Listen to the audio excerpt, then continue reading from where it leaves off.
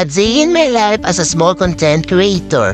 Ngayon nga pala naisipan naming maligo sa dagat. Pero bumili mo na ako sa tindahan. O, diba ang sexy? Haha. Oh my God! Wow!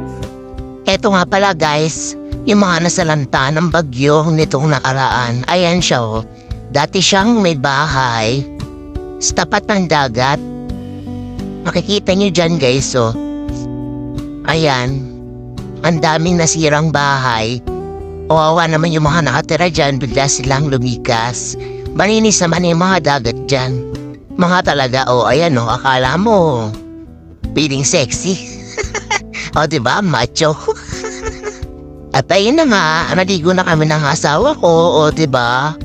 Mahal-mahalan muna kami, Tapos, diba, kahit nasa dagat, pulong-pula yung muso natin, syempre. Hindi pwede mawawala yung lipstick natin. Dapat lagi tayong maganda. Tapos sabi ng asawa, laro tayo dali. Kunyari, habulin mo yung camera.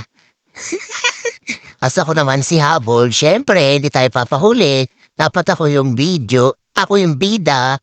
Ano ba yan? Maniwari yung record ko? Makakalito ba naman? Hindi ko alam mo ano na isasabihin ko.